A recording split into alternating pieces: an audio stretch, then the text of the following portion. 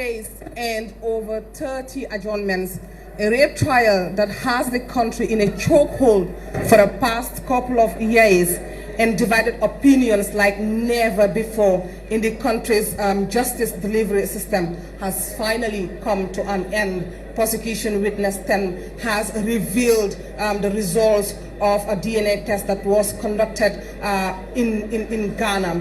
And today, the court has excluded the accused person, Boubacar Keita, as the biological father of baby M, the child in the center of this paternity test. We are also getting reports from inside the courtroom that the boyfriend of the alleged victim, Pamodu Jom, has also been excluded from the test as the biological father of baby M. As you can see, there is emotions are running really high from inside and outside of the courtroom. We will try to bring you more updates as they try to finalize things from inside. We'll also try to bring you reactions from people who are here today to stand in solidarity with Bob Keita. We've seen people who were inside the courtroom come out weeping and crying when the results were announced. We've also seen security officers having to carry some people outside who collapsed from outside the court. Nekkul lu nga xam ne surprise si ñun because ku xam Bob yàgg nañ toog waxtaan naa moom man bu ma déggee case bi toog naa moom laaj ko la yaa ko def mu ne man defuma ko wax na ma ko ay ñetti yoon pero soo xoolee Bob nga xam ne Bob deful ko lii yàgg naa wax ne moo tax ne lu waay réeb war nañ ko mën a xoolaat bu baax te nit mën naa jóg rek pour yaaxala fekk am benn évidence demee si police bi ñu ne waaw daf ko accuse rape ñu jël ko yóbbu ko court ñu remind ko to mile 2 am na ndaw yu bari nekk si prison bi ñu leen tuumal ay rape ba tey amuñ justice suñu xeex bi mooy pour gis ne whatever ñu ngi koo def ñu jaarale ko si yoon moo tax ñu yaagaa taxaw pour gis ne dem soxla justice tey lu xew tey fii lu garaaw la ni ko xam ne yaa ngi ko teg for 2 years mu ngay jaabante court ñuy ajoon case yi te ñu ba tey gis ne DNA bi dafa négatif man di bi démb laa ko xam bu ma ko ñu bëri attaque ma bu ma ko bindee suma status bi ñu ne foo jëlee information bi waaw ba tam kenn ku nekk am nga foo jëlee sa source because xam naa ne il faut mu négatif whatever and state bi right now lii nekk na lu disgrace state bi because tam soo amee case bala ngaa def dara fu mu jaar nga xoolaat ko bu baax rose case baaxut il faut nga am strong evidence. Okay, there is Fat Jane, the activist, saying that before she utters any word, she will first like to prostrate to say thank you to God for today's outcome. So let's wait for Fatou Jane to finish that and then we'll have an interview with her.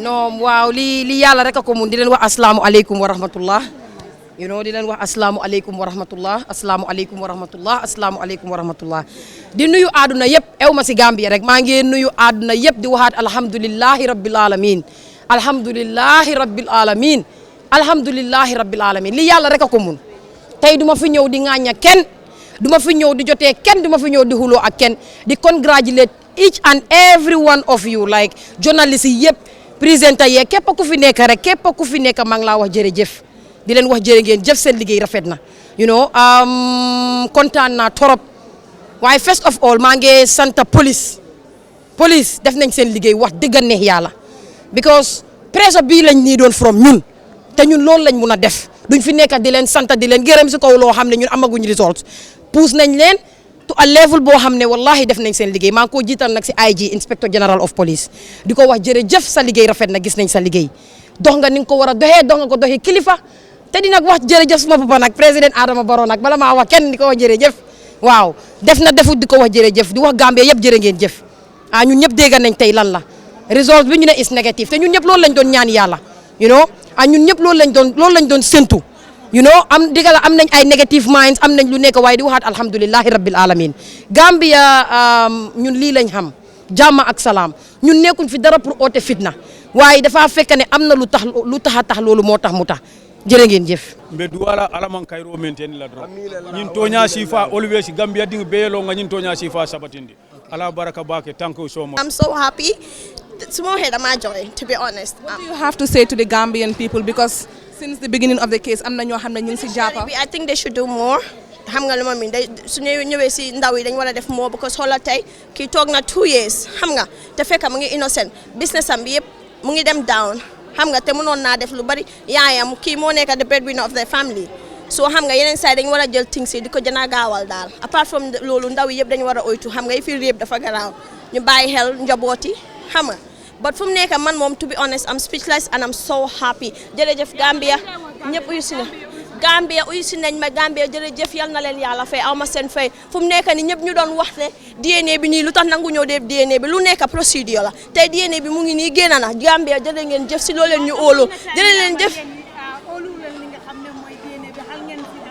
déedéet amuñ si woon tey xel gars yi dañu waste suñ time ba léegi ñu bëgg a def DNA te loolu daf dee waste time moo tax waaye mosuñ see am tey xel parce que luñ góom xam nañ ko boobu su waxee defut ndig boobu dafa jullite ba ñëpp xam ko yoon dasta boobu ku ko xool julli du ko raw man boobu maa moom ñoo dee nekk suba ngoon guddee bëccëg kenn du ma wéedi soo julli moom fu mu ko fekk foofu la moo jóg mu julli seetu si kenn soo man bi ma ne moom defu ko rek gom naa ne defu ko te musuma see am sikki sàkka te Gambia fu mu nekk ñëpp jóg nañ gom nañ ñu génn nañ jërë ngeen jëf Gambia alhamdulillah fu mu nekk nii suma xarit bi dama bëgg ngeen wàccee ko dafa tànga ci biir. I'm extremely happy today that what I have been fighting for I have not been put to shame because my conscience has always been dictating the innocence of Bob, and that is what has been prevailed here today. The proclamation of the court and even the DNA result has proven me right.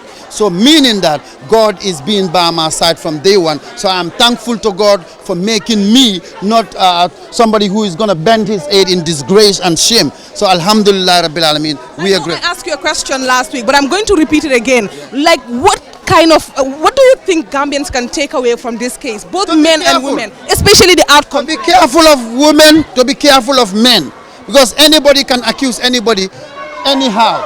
So let us be careful, let us be careful, let us be careful. Thank you very much. That's comedian Alhaji Mohammed giving us his reaction there. The accused person, Bob Keita, has been acquitted and discharged by the court. We have our reporter there, Dauda Balde, exiting the courtroom. Can you just give us an update about what exactly happened today before we get to the reaction of the people? Well, thank you very much. What actually happened in the court that, P10 has just finished his testimony, and then the scientific laboratory test that was conducted, it indicated that Bob Keita is not the father of the deceased, late baby Muhammad, and also the alleged boyfriend, Pamodu Jom, is also not the father of the late baby Muhammad. So the court has filed, and then prior to that, when this was read, the state has filed a nollicule, meaning that they are no longer proceeding with this court, with the case. All charges have been dropped, and they are no longer proceeding. So what happened is that, and now the defense counsel also objected to the just for the withdrawal of this case. They applied for the court to acquit and discharge the accused. Hence, there is no evidence that is standard in the court. So and now that has just been granted. Yeah, if I'm and correct. that has been granted, meaning that the accused person is now free, and he will go home, and he will never be brought to court for the same for charge. anything related to this case for the same charge. Yeah. Thank you very much, Dauda. It seems that people are slowly exiting the courtroom. Those are his supporters chanting, "Free Bob," and finally he has been freed today and will not face the court for anything that has to do with this case. What's your reaction to the court's ruling today? What can you tell us? I'm very grateful. I'm so emotional as well. But first of all, I want to thank all the media houses for your very, very big effort. You play a vital role in this case. Without you, this case will not be spread out.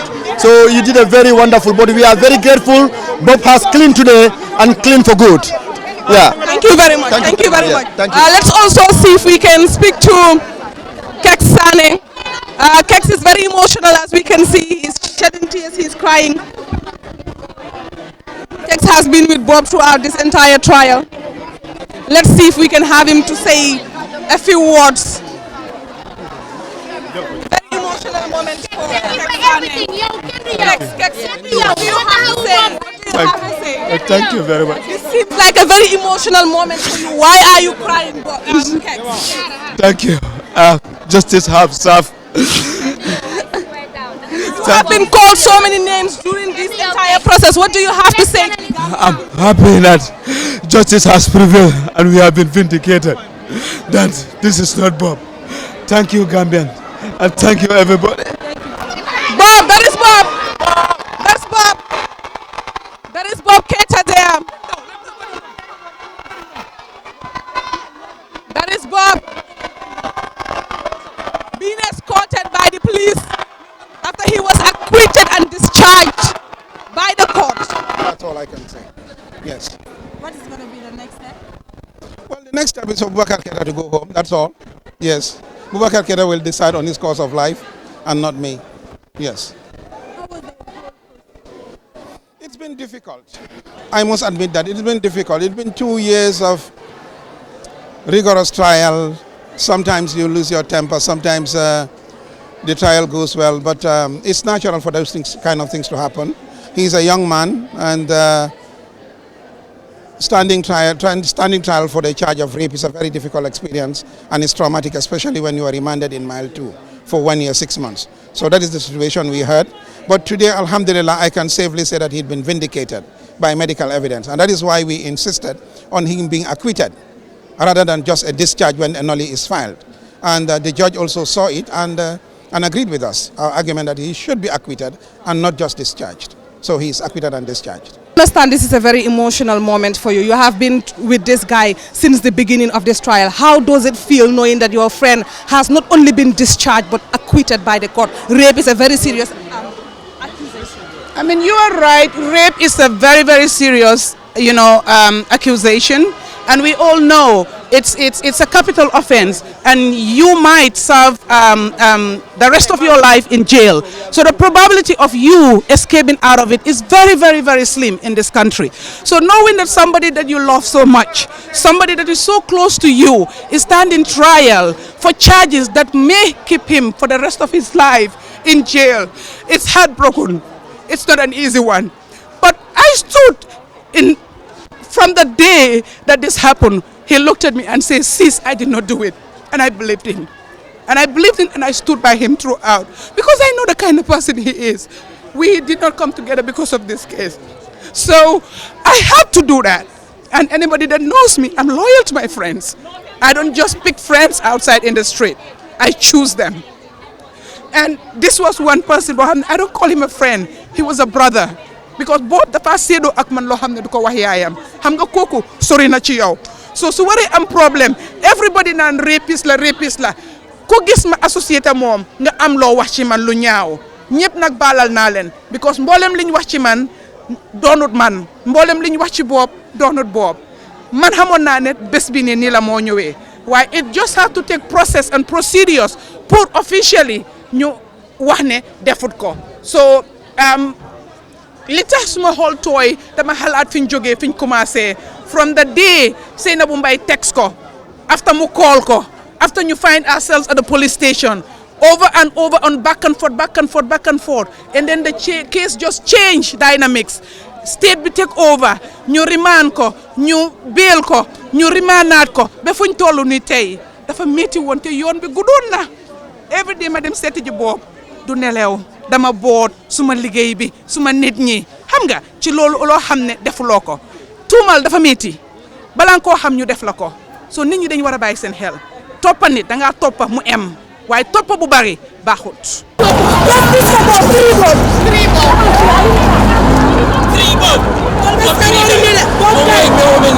alal be jole la barola bari sa ko ni dunya be makka te lefi da men ala en ko ñele bo firida nak ko tendu be mu ala tendu ala ma tendu ngadi ala la senya saba na ala tendu ko senya saba ngol na men tobi jamu en man tol di min balo kono ngol ni sewalam and no sewa ko yabi ha ya ala ba. Thank you very much. Welcome back, viewers. Now we are here at the Mile 2 prisons. As you can see, there is heavy security presence because supporters and family members of Bob have trekked from the High Court in Banjul all the way here to the Mile 2 prisons. But most interestingly though, someone wrote in our vehicle, the Fati Network vehicle, It's a lady who I want to have an exclusive interview with. This is someone who says she does not know Bob but has attended every court sitting since the beginning of this trial. Yahweh, nga wax ñu rek naka nga tudda parce que ñun ñoo la indi waale si suñ moto bi nga duga ñu lekte la ne fan nga nekk di ñëw nga ne Mile 2 prisons si diggante bi waxtaan nañ sax ñu ngi la doon lekte yow fan nga jógee nga woon ñu ne si court house bi nga jógee te yow depuis bu court bi commencé every sitting boo xam ne daf dee am dang dee dem ma lekte la ndax yow da nga xam Bob nga ne ma ne déedéet xaw ma ko ma bëgg rek nga wax ñu sa tur bala ñuy dugg si waxtaan bi. man maa ngi tudd Yandé Cissé. Yandé yow waa fan nga. man waa Serekunda la Bambo. Bambo nga jógee waaw foofu laa jógee. lan moo tax nga génn pour taxawal Bob gannaaw bi nga waxee ne xamuloo ko. dama xam ne Bob doom ju baax la moo tax ma ñëw taxawal Bob soo gisee ma bàyyi sama liggéey bi yëpp ma ñëw topp Bob daf da doom ju baax moo tax ma ñëw topp ko xaw ma ko de xamul ma moom itam xaw ma yaayam xamul ma waaye nag lim nekk ni doom bu baax moo tax ma ñëw topp si ko waaye du dara kon nag ñu ngi sant yàlla ba mu bëri tey dama kontaan boo xam ne ci biir côté kaay bi dama jooy foofa noonu ba bëgg a dee ngir lu ko waral ngir kontaan tey dama kontaan maa ngi sant yàlla ak yónnent ba lii yal na ko yàlla xemale fii yal na ko yàlla yokk yàlla dàqal ko saytaane yal na ko yàlla dàqal saytaane barke yàlla yónnent ba. lan nga am pour wax Bob yan kàddu nga ko amal tey. Bob kay man kàddu yi ma ko amal moom mooy li ma wax nii rek waaw kàddu yi ma war a wax nii rek mooy kàddu yu rafet yi ma war a wax nii rek Bob daal man daal mënu maay wax dara daal ndax Bob daf da nit ku baax koo xam ne daal ku nekk rek ba ma ko déggee rek laa bàyyi sama liggéey yëpp man ñëw topp Bob bis bu yàlla sàkk tey fajar ak tey gi nelaw ma sax ngir Bob. te xamuloo ko te xamuma ko. musuloo ko gis musuma koy gis dama jógee fausse note dem Tipa Garaas mënoon naa dajeeg lu ne waaye dama Bob moo ma ko jaral ngir lu ko waral bëggumaay tardé kootam bi tey te xam naa ne tey mooy laas moo tax bëgguma koy tardé te soobee yàlla dama koy gunge ba këram ma soog a ñibbi suma place. lan nga am pour bàyyee Gambien si kilifa nga dund nga lu bari lan nga am pour wax ñu sa kay lii nga xam ne mooy xale yu jigéen yeeg xale yu góor yi. waaw xanaa ñu ñaanal leen yàlla rek yàlla defal leen jàmm yàlla dàqal leen saytaane ndax dund bi kenn ñaanu ko yàlla waaw te képp koo xam ne nii dund bi tegu na la ñu ngi ñaan ci yàlla yàlla génne ko ci sa kaw képp koo xam ne yaa ngi am tolof ñu ngi ñaan yàlla tolof boobu yal na ko yàlla génne ci sa kaw ci barke yàlla yónnent ba. tey nag lan nga yëg si biir court bi ñu waxee ne Bob liñ ko tuumal defu ko. dama kontaan. ba dama jooy bañ yëkkati ndox dama jox mara naan ndax tuumaal biñ ko tuumaal dafa métti trop te naqadi nit ñi waaw dama kontaan ba ma jooy dama am naqat dama jooy waaw loolu moo tax. fu mu nekk nii gis nañ ne comme ñi nga xam ne ñoo génn a taxawal Bob ñëpp jógee nañ Banjul si court house bi kenn dugg ci moto ñëpp a dox si waaye yow moom sant yàlla ñu tase ak yow si yoon bi lan nga fay def tey Mile 2. xanaa kontaan rek Mile 2 moom kontaan rek. moo tax nga ñëw taxaw moo tax ma ñëw taxaw fii tey dama kontaan trop moo tax ma ñëw taxaw Mile 2. ale bo teta dandan ko jannin tabo koto bo mutili bo manso jannin tabo koto. It looks like there is fanfare here. Sena bo malta sena bo mbay maltale sena bo mbay malta jannin tabo koto ale bo teta dandan ko jannin tabo koto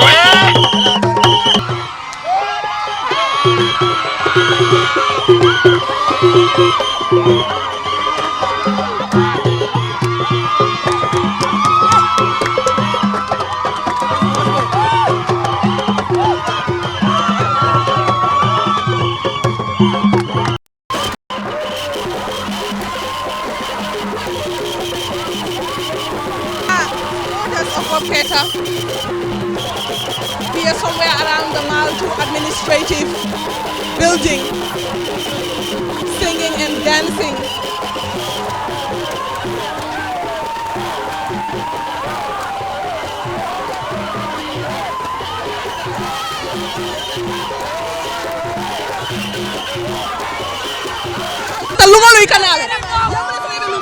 Binta fodon killade ala kuno ko fay kuna maso Alaikuno le kun fay kuna manso alaikuno nte bimbe min fola wala mu nyinti ko kontanta bake banko digo be kontanta bari na banko service manol mbe tentula mbe jayila katula lodula ya fale biri nyin ko kuma sani bitema ya niye tankandi hani mo kili niye man kasara je o to mbe tentula mbe jayi alkata mun tole be katu ngajal tamatale from Banjul to Mile to alkata mun tole say nata bob ketal kama fo nga sama ngata nda ba mala la rakka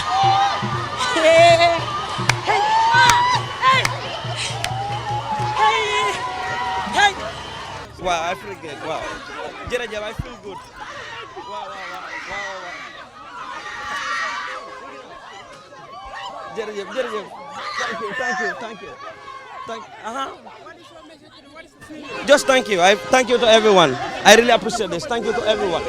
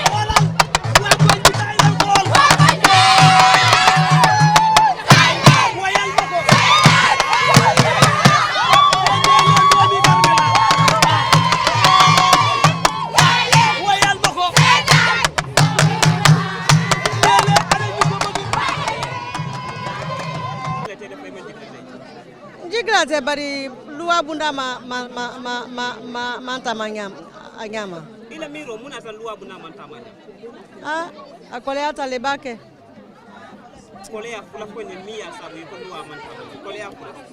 Kolea fula. Ha kito nyage kito bije. Nyage tonga je ya fo bari luwa man tamanyama. Tonga bije bari amafo. Bi ay mumbule kono yedimo je bi sanji fula me dimo je bi ay mumbule kono. Bi kumbota konta ta ha fo kumbota. O konta wartare bake bi.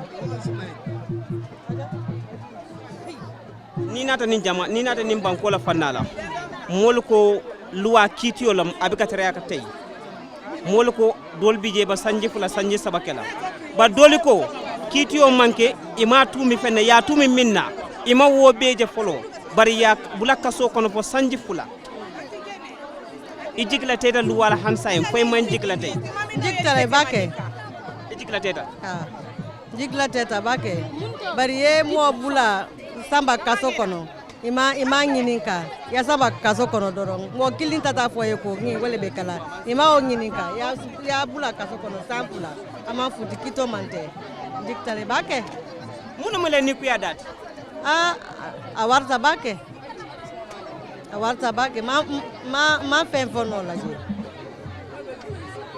What do you feel today? Your son, you miss your son 2 years. They free him. What do you feel? Today I'm happy. You are happy? I'm happy today. Now we are here with Amina Jangai.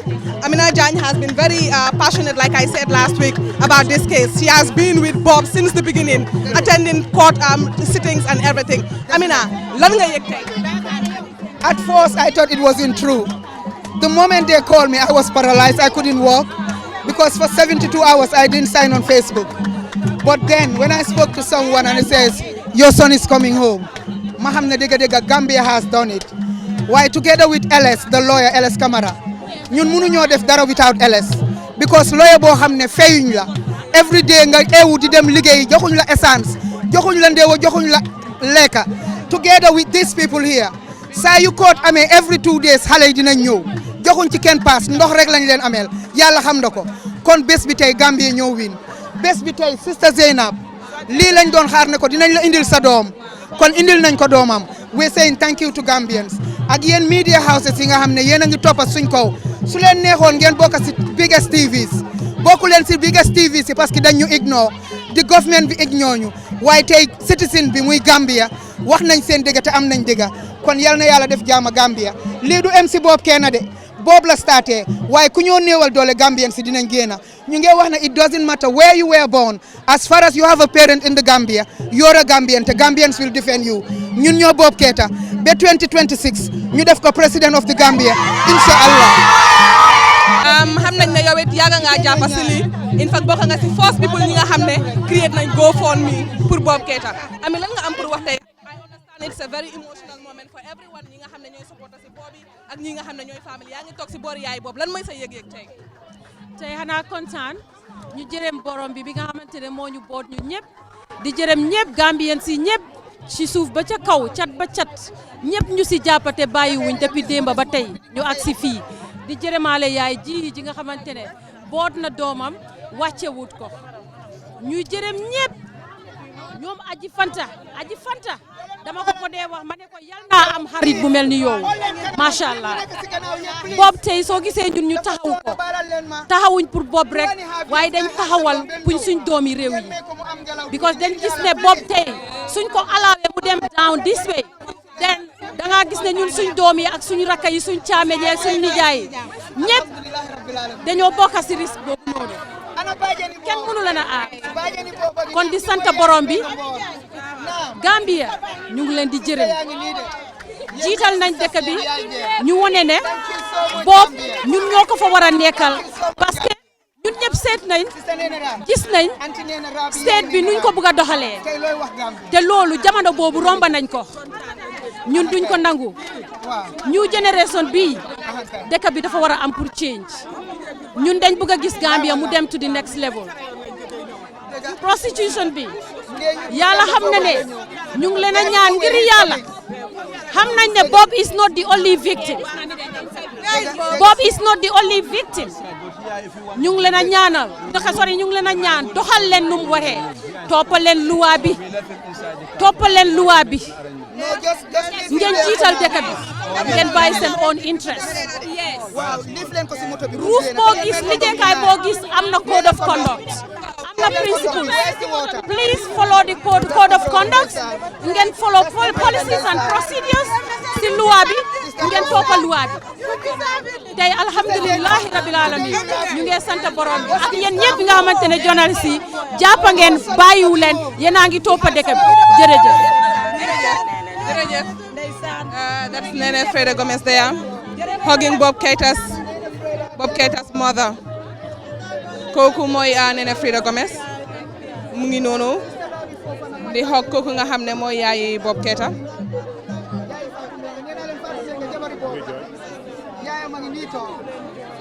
Kii mooy 4 walls of Bob. Nene jogal. You shouldn't be crying now.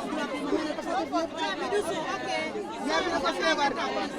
Kenn ngee doog a jooy. Barki démb si guddi bi ma xoolee ak tey ngee doog a jooy. You've done it, sis. You've done it. Hello. That is Nene Freda there, hugging Bob Keita's mother. It's a very emotional moment. It's a very wow. Bob's wall. Bob four corners of the wall. The mom, the sister, the auntie, and Nene moom waxoon na I know that she's very emotional right now. Waaw léegi xaaral moom ñu baalal ko rek. Waaw egsi nañ yow mën nga ñoo wax sa tur rek yow sister ak lan Ndeye Fatima Jammeh sister si Bob. lan nga yëg tey. kontaan rek di gërëm ñëpp di sant ñëpp parce que bi ñoo door xeex bi kenn gomut ñu woon waaye léegi fa naa ñëpp gom nañ ñu ba moo metti ñu ngi fa ba tey kon ñun dañoo war a kontaan tey di nuyu team Bob ak ñi nekk Gambie ak diaspora ñëpp a si jàppa seen xaalis seen kool si gis naa kool si yëpp mënu maa jël kool si dafa bari so depuis si koor bi bu mu dooree Bob mile 2 dañ faa dem ñoo yaayam bi dañ faa tase ak ñoom sista Nene yëpp ñu si biir di gërëm ñëpp di sant ñëpp di leen wax ne justice bii nii ñun ñëpp a ko xeex du collective responsibility la dama kontaan jooy naa ree naa parce que aw ma feyi nit yi parce que ñun kenn mënuñ koo woon a def nit ñi yëpp a ci def dara kenn ku nekk liñ si def yal na la ko yàlla fay ñëpp ñun xam nañ ne Bob dafa innocent moo tax ñu nekkoon si xeex bi depuis 2019 ba tey moo tax ñu taxaw si xam bés bi dina ñëw parce que àndaa nit mu nekk si coono nga bàyyi ko boobu góor mënu ko te ñun duñ mus a def loolu kontaan nañ torop di gërëm yaayam tamit dafa ànd ak féet suñ demee ba lu soob yaayam daf ñoo yokka ñaan di ñu yokka féet ak courage ak ñeneen ñoo xamante ne ñu ngi si diaspora bi di leen nuyu suñ limee rek dañoo juum ñu bari def nañ si seen alal bu dul jeex xam nga pour nit ñi jënd ndox pour ñi paas dem yëpp pour Bob génn te amuñ dara lu ñoo wax Bob moo yoreel léegi Gambien yi njukkal waaye Gambien yi desaluñ ko dara kontaan nañ jërëjëf.